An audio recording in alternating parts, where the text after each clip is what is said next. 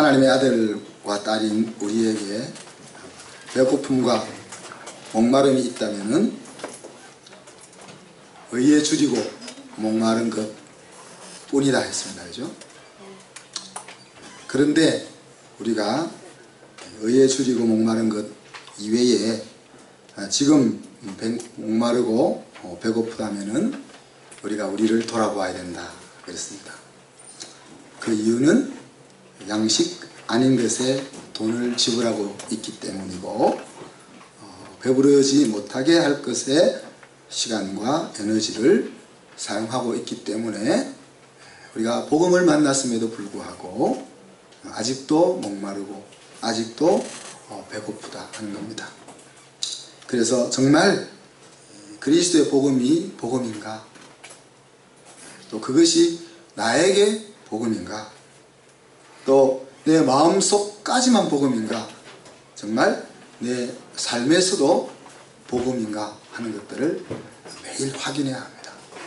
그냥 그러니 이렇게가 아니고 정말 하나님이 우리에게 놀라운 은혜로 주신 그 복음이 우리의 삶을 새롭고 신선하게 만들어내는 자리까지 이끌어 갈 수 있도록 우리는 묻고 또 묻고 기도하고 또 기도해야 할 줄로 생각합니다.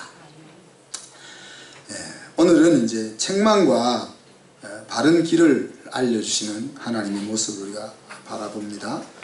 디모데후서 3장 16절에 보면은 하나님이 성경을 우리에게 주셔서 교훈과 책망과 바르게 함과 의로 교육하기에 유익한 재료로 쓰신다 그랬습니다.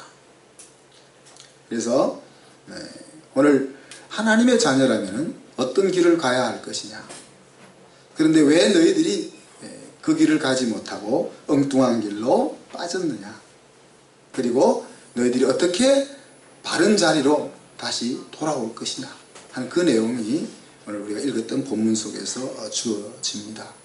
그래서 오늘 내용이 상당히 많은데 제가 간단하게 좀 나누겠습니다. 그래서 오늘 말씀의 내용 크게 세 가지가 나옵니다. 하나는 하나님이 기뻐하는 금식이란 무언가 하는 것, 또 하나님이 인도해 주는 인생이란 어떤 것인가, 그리고 하나님이 주시는 즐거움을 받아 누리는 길은 무엇인가 하는 이 세 가지 내용들이 이 짧은 본문 속에서 주어지고 있습니다. 두 번째, 세 번째는 우리의 인생의 행복을 위한 예방적 삶이죠. 그죠? 그리고 첫 번째는 우리가 오늘 찬양처럼 인생의 먹먹함이라 했습니다. 먹먹함을 만났을 때 그 먹먹함을 어떻게 해결할 것인가, 그래서 신나는 인생으로 살아갈 것인가 하는 내용들입니다. 오늘 이 귀한 말씀들이 저와 여러분이 함께 우리의 것으로 받을 수 있기를 주님의 이름으로 축복합니다. 자, 하나님의 기뻐하는 금식이라는 말은 참된 회개가 무엇이냐 하는 말과 동일한 내용이겠죠. 금식이라는 것은 내가 나에게 내 인생에 있어서 중요한 문제를 직면했기 때문에 목숨을 걸고 하나님과 겨루는 기도의 자리를 이야기합니다. 물론 우리가 하루를 금식하면서 나는 죽을 수도 있어 라는 생각을 가지는 사람은 없죠. 그러나 사실 40일을 금식하는 것이나 하루를 금식하는 것이나 한 끼는 말고요, 한 끼는 말고 금식하는 것은 사실 내가 생명을 걸고 하나님 앞에 아랠 것이 있다 하는 자세입니다. 오늘 이제 하나님이 나의 기뻐하는 금식은 이렇게 말씀하실 때 형식만 갖춘 것은 하나님이 인정하지 아니하신다는 내용입니다. 금식을 이야기하시면서 나의 기뻐하는 금식라는 말은 내가 받지 않는, 내가 금식으로 인정하지 않는 내용이 있다는 거죠. 그것이 바로 형식, 굶고 기도하는 그 형식에만 빠져 있는 것에 대한 이야기입니다. 종교적인 형식주의에 빠져 있는 이스라엘 백성들에게 이것을 오늘로 이야기하자면 율법적 신앙에 머물러 있는 그런 성도들을 향하여 하나님이 하시는 말씀이다, 그렇게 받을 수가 있겠습니다. 형식이라는 것은 중요하잖아요. 마치 우리가 밥을 담는 그릇과 같은 것인데 그릇 없이 밥을 먹을 수는 없잖아요. 그런데 형식주의가 되어버리면은 그 안에 어떤 것이 담겨도 더러운 것일 뿐이라고 성경은 이야기합니다. 밥그릇이 중요하지만 그 밥그릇이 지저분해져 있다면 그 그릇에 담는 것은 아무리 귀한 것을 담아도 더러운 것일 뿐이라는 이야기죠. 율법은 하나님의 백성이 사는 길로 우리에게 주어졌습니다. 그러나 그 율법이 형식으로 빠지면은 하나님과는 상관이 없이 사람을 얽어매는 하나의 규례에 지나지 않는다는 겁니다. 그래서 네가 정말 금식으로 하나님께 나아간다면은 그 금식으로 나아가는 사람의 심령은 어떠해야 하는지 하는 것도 하나님 묻는 거죠. 야, 너가 정말 목숨을 걸고 내 얼굴을 구하고 있냐? 그런데 뭐라고 하시죠 지금? 왜 다투고 싸우고 있냐? 그렇게 이야기합니다. 하나님 앞에 목숨을 걸고 알아야 될 내용이 있다면은 이 다투고 싸우는 모습은 회개하는 사람의 모습이 아니다는 거죠. 하나님이 살 길이라고 메어 달리는 그런 사람의 모습이 아니다는 거죠. 애매하게 몸만 축내는 거예요. 정말 마음으로 회개하는 사람의 삶은 어떻게 된다고 했습니까? 5절, 6절, 7절에 쭉 8가지나 하나님이 언급했습니다. 흉악의 결박을 풀어주며 멍에의 줄을 끌어주며 압제당하는 자를 자유케 하며 모든 멍에를 꺾는 것이 아니겠느냐 그랬습니다. 또 줄인 자에게 나의 식물을 나눠주며 유리하는 빈민을 나의 집에서 보살펴주며 벗은 자를 보면 입히고 권력을 피하여 스스로 숨지 아니하는 것이 아니겠느냐 그렇게 이야기했습니다. 이 8가지밖에 안 되는데 이것을 우리가 할 수 있을까? 근데 이 말씀은 많이 들어본 말씀이죠. 바로 이제 다음 주부터 읽을 이사야 61장에 보면은 주 여호와의 신이 내게 임하셨으니 이는 여호와께서 내게 기름을 부어사 가난한 자에게 아름다운 소식을 전하게 하려 하심이라. 나를 보내사 마음이 상한 자를 고치고 포로된 자에게 자유를 갇힌 자에게 노임을 전파하며 여호와의 은혜의 해와 우리 하나님의 신원의 날을 전파하여 모든 슬픈 자를 위로하되 라고 말씀이 이어집니다. 바로 우리를 구원하시는 예수님께서 이 땅에 오셔서 하실 일이죠. 그죠? 성령의 충만함을 받은 예수님이 성령의 능력으로 이 땅에 오셔서 우리를 위하여 행하실 일들과 동일한 내용인 것을 우리가 보게 됩니다. 그래서 이것을 물리적으로 해석하지 말고 영적으로 좀 해석할 필요가 있는데 이때 우리가 중요한 것은 물리적인 것과 영적인 것을 이원론적으로 나누지 않는 겁니다. 예를 들면은 배고픈 것을 해결하는 것에 집중하지 말라는 것이죠. 가난한 자에게 빵을 주는 것은 중요한 것입니다. 그런데 가난한 자에게 빵을 주는 것에 집중하지 말라는 이야기입니다. 더 중요한 것은 그 영혼이 하나님 안에서 생명을 얻는 것이고 삶의 에너지를 희망을 얻는 것입니다. 그런데 그것을 영적인 것이라고 말할 수 있죠. 그런데 이 영적인 것은 물리적인 것과 분리되어 줄 수 없는 거다. 그러면 정말 우리가 이 영혼의 소생함을 안타까워하고 그 영혼을 살리기 위해서 마음을 쏟는다면 뭐가 따라와야 되는 겁니까? 빵이 따라와야 된다는 이야기입니다. 그래서 물리적인 그 빵에 집중하는 것이 아니고 영적인 것에 집중하는 것인데 영적인 것을 집중하면은 사실 빵은 따라가야 된다는 이야기입니다. 그 관점에서 우리 항상 이런 말씀들을 살펴보아야 하는 것이죠. 흉악의 결박, 멍에의 줄, 압제, 이 모든 멍에들은 무엇입니까?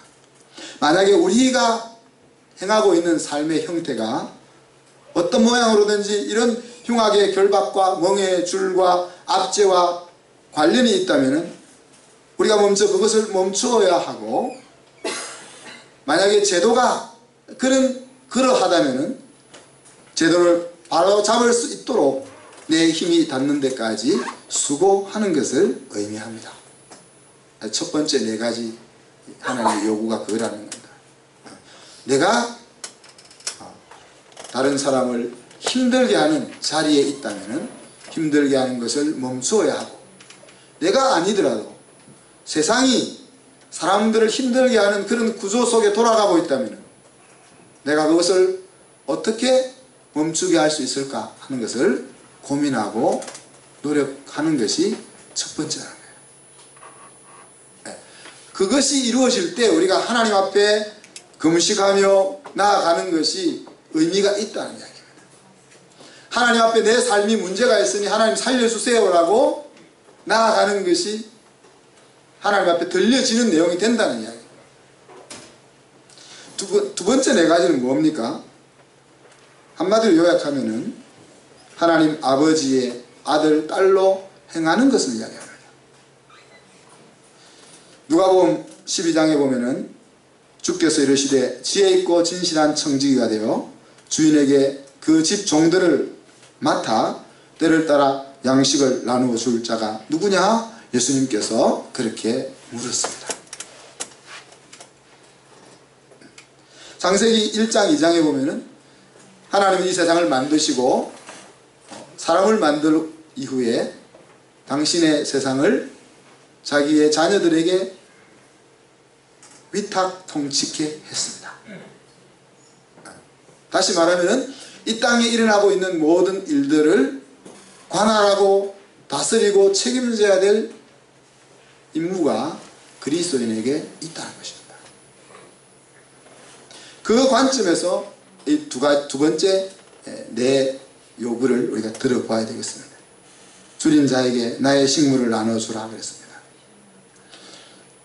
그래서 저는 여러분이 여러분의 생활 수준을 좀 정했으면 좋겠습니다.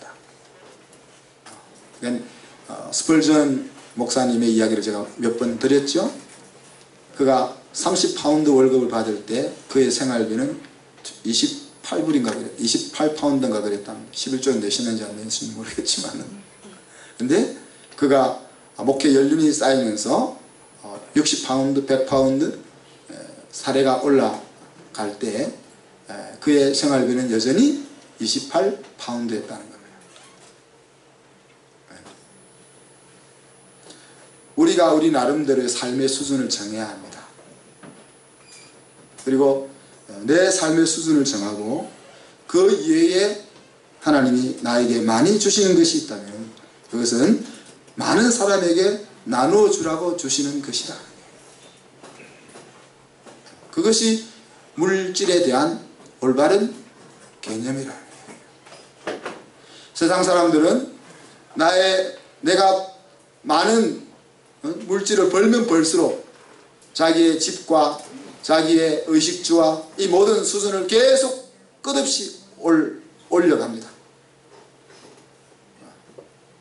그래서 어떤 사람은 한 끼 밥은 먹는데 100만원, 200만원 이렇게 써요. 그래서 제가 현대중공업에 다닐 때 정주영 회장은 그 전용 그 요리사가 있었는데 한 끼에 500만원, 그럼 그렇게 평균으로 딱 해서 주는 거예요. 그러면 자기 혼자 먹을 때도 500만원이고 100명을 초대해서 먹을 때도 500만원이에요. 그 안에서 하는 거죠.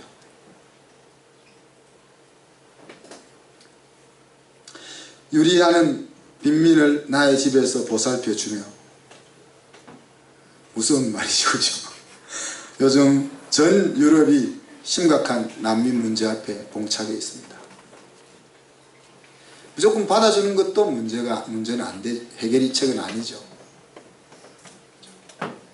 그래서 이런 것들이 사실 굉장히 우리 그리스도인의 책임의 부분을 가지고 고민케 하는 말씀들입니다. 그냥 나 혼자 열심히 잘 사는 것만으로 하나님 앞에 나는 착하고 충성된 종으로 살았어요 라고 말할 수 없다는 거죠. 우리가 직접 죄악을 저지르지 않고 강포를 행하지 않아도 세상에 만연되어 있는 그 강포, 그것을 감소시키는 수고를 우리가 하지 않는다는 거죠. 왜 보코하람과 IS 같은 것들이 일어납니까?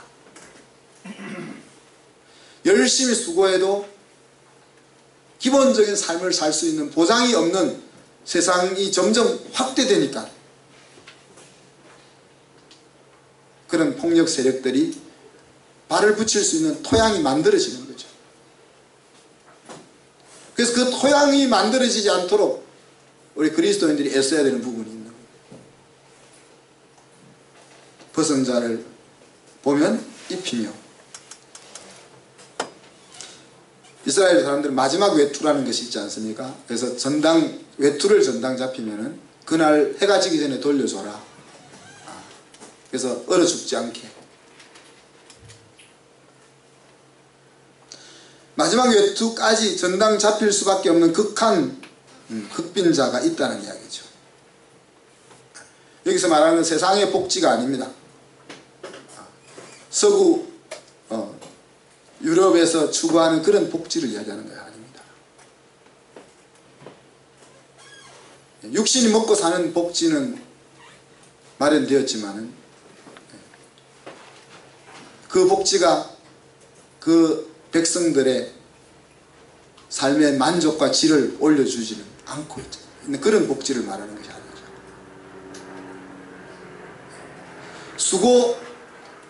수고해도 일어설 수 없는 그런 희망 없는 세상을 만들지 말라는 이야기입니다. 수고 안 해도 난 배째세요 그러면은 될 수 있는 그런 사회를 만들지 말라는 거죠. 권력을 피하여 스스로 숨지 아니하면 그랬습니다. 가난한 친척이 주변에 있으면 어떻습니까? 피하잖아요. 연락도 잘 안 하고 만나기 싫어하잖아요. 어떤 경우는 배려해서 그러기도 하지만 나에게 손 벌릴까봐. 그렇지 않습니까?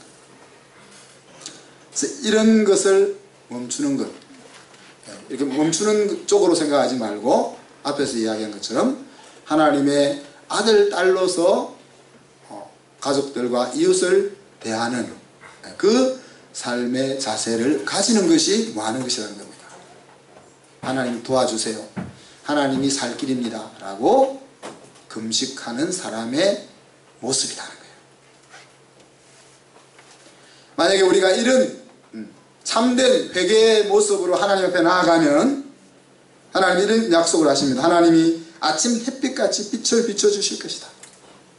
아침에 떠오르는 어두움을 몰아내고 추위를 몰아내고 마음과 가슴을 따뜻하게 해주는, 몸을 따뜻하게 해주는 그 햇볕이 돋아나는 것처럼 하나님의 은혜가 우리의 영혼에 임한다는 이야기죠. 급속히 치료해 주실 것이다. 우리에게 육신의 연약함이 있든지 우리에게 심령의 상처가 있든지 그런 것들을 급속하게 아물게 하신다. 하나님의 의와 영광이 그 사람을 둘러 감싸게 해주실 것이다. 또 하나님이 부를 때 임마누엘 항상 옆에 하실 것이라 하는 약속을 우리에게 주고 있습니다. 하나님의 마음을 움직이는 기도가 금식인데 그 하나님을 마음을 움직이게 하느냐 하지 않느냐 하는 것은 참된 회개로 하나님 앞에 나아가느냐 하는 것이다. 그리고 참된 회개는 내 삶의 자세가 갖추어져 있는 그런 모습인 것을 우리에게 이야기하고 있는 것입니다. 혹시 우리가 곤고함 속에 먹먹함 속에 있다면 우리는 이 첫 번째 말씀에 귀를 기울여야 합니다. 두 번째는 하나님이 인도해 줄 인생에 대한 이야기입니다. 금식이 아니더라도 나를 경유하는 생활을 네가 한다면은 내가 너의 인생을 책임지고 인도할 것이다. 하나님이 그렇게 약속하십니다. 어떻게 하는 것이 하나님을 인정하는 생활입니까? 오늘 말씀은 멍해와 손가락질과 허망한 말을 제하는 것이다 그랬습니다. 그리고 줄인 자에게 마음을 두는 것이다 그랬습니다. 괴로워하는 자의 마음을 만족해 주는 것이다 그랬습니다. 그러니까 우리가 금식으로 하나님 앞에 나아가지 않더라도 하나님이 내 곁에 계시고 이 온 우주 만물을 다스리시고 이끌어 나가시는 왕이라는 것을 날마다 의식하며 산다면은 하나님이 그 인생을 승리의 길로 이끌어 주신다는 이야기죠. 그런데 그 하나님을 의식하고 산다는 행동이 뭐라는 이야기입니까? 남에게 멍해를 지우는 거 있다면 그거 스탑. 다른 사람을 비웃고 손가락질 멸시하는 거 있다면 그거 멈추고, 험한 말, 되도 않은 말로 사람의 마음을 혼란스럽게 하는 거 있다면 멈추는 것이다. 줄인 자가 있다면 그에게 마음을 둔다는 것은 무엇입니까? 나에게 여분의 것이 있다면 그 줄인 자에게 그것을 어떻게 줄 수 있을까 하는 것들을 생각하고, 여러 모양으로 괴로워하는 자가 있다면 그 마음을 평안케 하기 위해서 배려하는 그런 행동이 뭐라는 겁니까? 하나님을 경외하는 행동이다. 그래서 우리가 하나님을 경외하고 하나님을 의식하고 하나님을 높이고 하나님을 믿고 하나님을 찬양한다고 크게 외치는 것이 그것보다 더 중요한 것이 바로 삶 속에서 하나님을 경외하고 있음을 나타내 보이는 거다. 그 결과는 금식하는 것과 동일하게 설명을 하고 있습니다.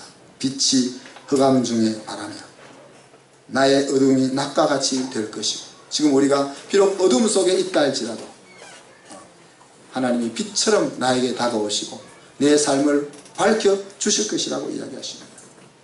그리고 하나님이 항상 그런 영혼을 이끌고 가시기 때문에 마른 곳에서도 영혼을 만족해 하시고, 마른 곳은 척박하고 피폐한 곳이잖아요. 그런 곳에서도 내 영혼을 만족해 주시고 뼈를 견고케 하실 것입니다. 그래서 그런 삶의 풍성함을 어떤 식으로 오늘 묘사했습니다. 설교 제목처럼 물된 동산 같고, 물된 동산 같고 에덴 동산을 생각하시면 될 겁니다. 모든 생명이 활력 있게 타오르는 물된 동산 같은 인생, 물이 끊어지지 않는 샘 같을 것이다. 성령께서 우리의 뱃속에서 생수의 강같이 흘러넘친다고 이야기할 때 물이 끊어지지 않는 샘이라는 표현을 썼습니다. 그리고 그뿐 아니라 후손들을 일으켜서 그 후손들이 무너진 곳을 보수하는 사람으로, 또 도로를 내어서 거할 곳이 되게 만드는 사람으로 우리의 후손들을 일으켜 세워줄 것이다. 그렇게 약속하고 있습니다. 마지막으로 하나님이 주시는 즐거움을 받는 길을 13절 14절에서 이야기합니다. 금식이 아니더라도 안식일을 바르게 지키는 삶을 통해서 우리는 하나님이 주시는 즐거움 가운데 살 수 있다는 겁니다. 어떻게 하는 것이 안식일을 바르게 지키는 것입니까? 오늘 이사야 선지자는 안식일을 즐거워하고 존귀하게 여기는 것이 안식일을 지키는 거다 그랬습니다. 그래서 안식일을 즐거워하고 존귀하게 여기면 어떤 행동이 나온다 했습니까? 내 길을 행치 아니하고, 내 생활을 이어가지 않는다는 겁니다. 주일날 내 생활을 이끌어가지 않는다. 오락을 굳이 아니하고 레저 생활을 내 마음을 안 빼앗긴다는 이야기죠. 사사로운 말, 여기는 사사로운 말을 idle words 했으니까, 그죠? 쓸데없는 말. 그래서 주일은 주로 어떤 날입니까? 사람을 세우고 사람을 살리고 사람을 위로하고 사람을 격려하고 이런 날이잖아요, 그죠? 근데 쓸데없는 말은 사람을 힘 빠지게 하고, 그죠? 허황된 것에 마음을 빼앗기게 하고 하는 그런 말들을 이야기하겠죠. 그런 것을 하지 않는 것이 뭐 하는 거예요? 안식일을, 주일을 존중히 여기는 행태다 그랬어요. 그러면은 여호와 안에서 즐거움을 얻을 것이다. 전도서 5장에 보면은 일평생을 어두운 데서 먹으며 번뇌와 병과 분노가 저에게 있느니라. 그래서 인생들에게 이런 것이 있다는 거예요. 일평생 살아가는 동안 항상 어두움이 있고 또 번뇌가 있고 병이 있고 분노가 있고 이런 것들이 우리에게 있다는 겁니다. 그러나 사람이 하나님의 주신 바 그 일평생에 먹고 마시며 헤아려서 수고하는 모든 수고 중에서 낙을 누리는 것이 선하고 아름다움을 내가 보았나니 이것이 그의 분복이라. 어떤 사람에게든지 하나님이 재물과 부여를 주사 능히 누리게 하시며 분복을 받아 수고함으로 즐거워하게 하신 것은 하나님의 선물이라. 저는 그 생명의 날을 깊이 관념치 아니하리니 이는 하나님이 제 마음에 기뻐하는 것으로 응하심이니라 그랬습니다. 인생을 살아가는 과정 속에는 수많은 곤고함 거리들이 널려 있지만, 그러나 그 곤고함 거리가 널려 있다고 해서 인생이 공고한 것이 아니고 그 공고함 가운데서도 하나님이 주시는 기쁨을 누리면서 살 수 있는 인생이 하나님의 나를 존중히 여기는 자에게 약속되었다는 겁니다.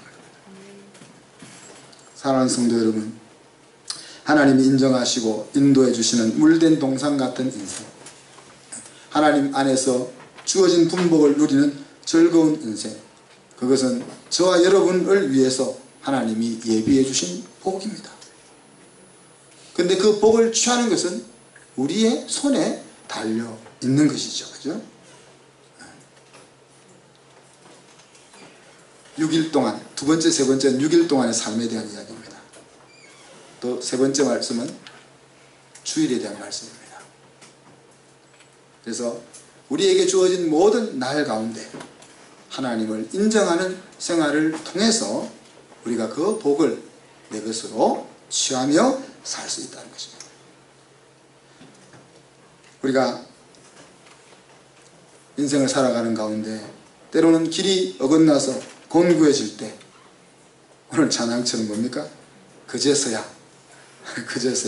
주님을 찾습니다. 그것도 은혜예요. 그제서도 안 찾는 사람 많아요. 그제서도 안 찾는 사람 많아요. 근데 우리가 곤고한 자리에 있지 않다면 하나님을 인정하면서 하나님이 주신 분복을 누려야 될 것이고, 혹 곤고함을 만났다면 그제서라도 주님을 찾는, 그래서 치료를 받고 다시금 은혜 자리로 복귀하고 하나님의 주신 은혜의 자리 속에서 살아가는 저와 여러분이 되어야 할 것입니다. 더 나아가서 나를 보던 눈에서, 그죠? 이제 다른 사람을 볼 수 있는 눈까지 자라가면은 이제 불교적으로 보면 돌을 텄다 그렇게 말할 수 있는 거죠. 하나님을 더 깊이 알아가면 나에게 집중되었던 눈이 다른 사람에게로 가게 되는 거죠. 그러면 더 이상 내 인생이 공고함과 번민 속에 살아가지 않습니다. 우리가 주님으로부터 받은 은혜와 치료를 통해서 회복되면은, 그 다음에는 눈이 이제 밖으로 돌려지게 되죠. 그래서 나와 같이 힘들고 상처받고 방황하는 이웃이 누군가를 보게 되고, 그들을 어떻게 회복시킬까 하는 것에 마음이 가기 시작하면 이제 더 이상 나의 힘듦과 나의 곤고함은 문제가 되지 않는 것입니다. 모든 한선교회 성도들이 그 은혜 자리까지 나아갈 수 있기를 주님의 이름으로 축복합니다. 기도하겠습니다. 하나님 아버지, 사랑과 은혜를 감사합니다. 하나님을 앞에 나아가서 살아보겠다고 발부둥 치는 것만이 살 길이 아님을 우리가 다시 한번 말씀을 통하여 듣습니다. 중요한 것은 내 마음이요, 내 삶의 자세인 것을 다시 한번 배웁니다. 주님께서 우리에게 허락한 그 축복을, 그 즐거운 인생을 살아갈 수 있는 자세를 우리들이 갖게 하시고, 혹시라도 우리가 어긋난 길로 가서 곤고한 자리에 빠졌다면 참된 회개를 통하여 온전한 치유와 회복의 자리에 설 수 있는 저희들이 되게 하여 주옵소서. 감사드리며 예수 그리스도의 이름으로 기도하옵나이다.